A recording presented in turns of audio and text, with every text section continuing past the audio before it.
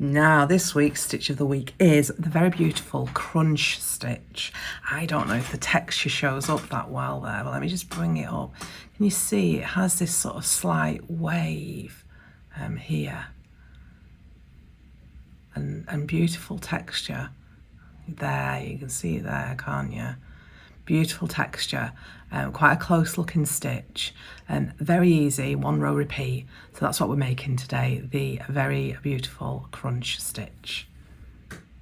Now for the crunch stitch, I am using a 4mm hook and a double knit. You could go up a hook size on this one depending on how tight you are. It gives a fairly dense fabric. So you maybe do a little swatch and decide whether you feel like you need to or not. We are using multiples of 2. The pattern repeat is 2 and the extra stitches for your turning chains, etc., is another 2. So a multiple of 2 is what we're looking for. So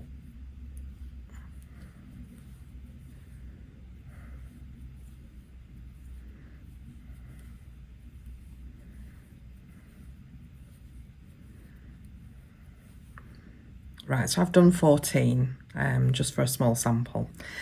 The stitches that we use then for this particular stitch is we're going to use 2 different stitches, and it's going to be a repeat for each row, so you don't have to worry about which row you're on because it's going to be the same repeat.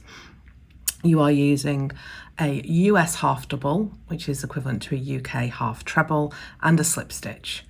So that's what we're doing, and we're doing those alternatively. So we'll be using the half double first, followed by the slip stitch. So if you don't know how to do a half double or a UK half treble, then again there is a video tutorial on my YouTube. We are missing the first 2 stitches, and we're actually going into the 3rd one for this, and we are making our half double. So to do that, we're yarning over, we're going into the stitch, and we're drawing a loop up. We're going to have 3 loops on the hook, and we are going to yarn over and pull through all 3. So that is how we make the stitch.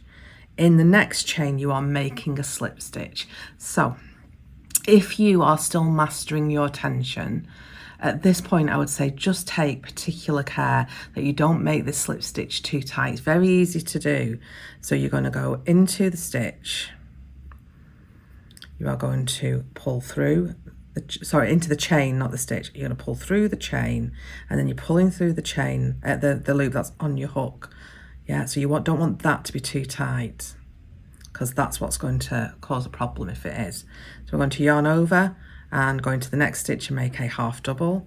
So pull the loop through, got 3 on the hook, yarn over and pull through all those 3. Give yourself a little bit more room for your slip stitch. Go into the next chain and draw the loop through the chain and through the loop on the hook. And that's our slip stitch made. And then we are yarning over and making a half double again. So into the next chain, draw a loop up. We've got 3 loops on the hook, yarn over, pull through all 3.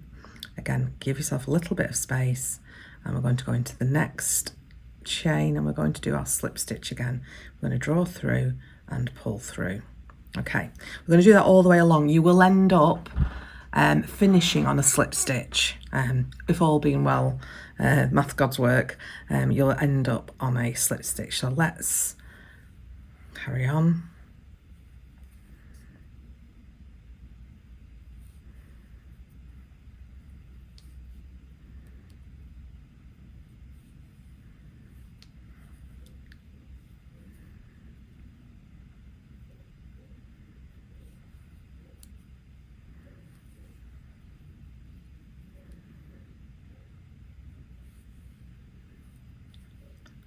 On my last one now, which is indeed a slip stitch.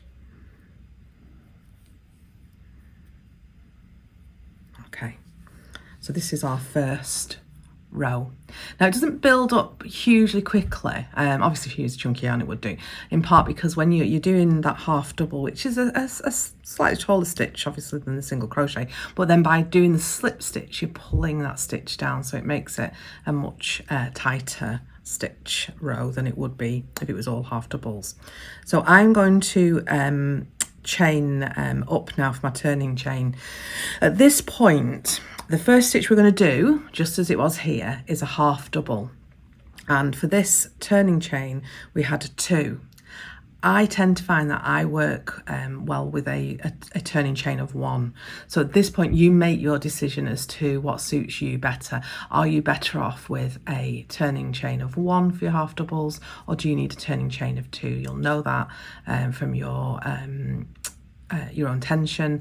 If you are in doubt, do the 2, because the likelihood is you would be putting a border around anyway. And if you notice that it looks like it's starting to bulge out a little bit at the edges, then you might want to go down to a 1. But I tend to just do 1. I make it slightly bigger, and then I'm turning, and I'm making a half double in that first stitch. Now remember, this was the slip stitch, the last slip stitch from the previous round, so it could get a little bit tight if your tension's been quite tight, but I'm half double in that, and then I am putting a slip stitch in the next, again remembering to be looser, and then half double in the next stitch and slip stitch in the next stitch. And that is a repeat all the way along. And what happens is, because we're pulling the stitches shorter, tighter, the half double, that third loop for the half double, is what causes this sort of slight wave effect. That's the loop there, and it starts to push it up and creates some texture. Now, if you followed me for a while, or if you're actually one of my students, you will know I really like texture, and I would more often go for texture over colour, and by colour I mean like mixing colours. In my work, I would much more likely go for a textured look, and this is one where it really pays off. So finishing off now with a slip stitch, and again my chain, my turn, and I'm making sure I go into the first stitch and do my half double, followed by my slip stitch, and work all the way along again.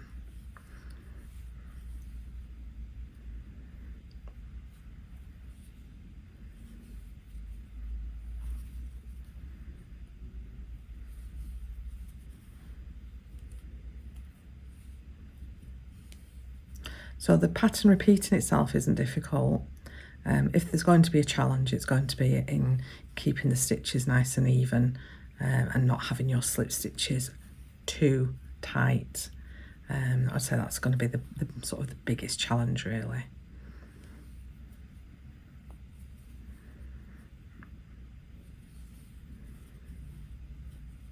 Come to the end.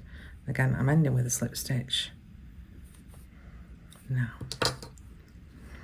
So hopefully you can see that that texture is building up beautifully. And reversible, so it looks the same on both sides. This was my initial section. Let's say when it sits flat like that, I don't think you can see it as well, but you can, can't you? Just lift it up, you can see the texture, and it gives a sort of slightly bobbled appearance, but they sit very neatly one on top of another. So now that is our crunch stitch. So again, as always, if you've enjoyed watching it, then let me know, and if you have a go at it, let me know how you get on. I'd love to see pictures. So thanks once again, and happy hooking.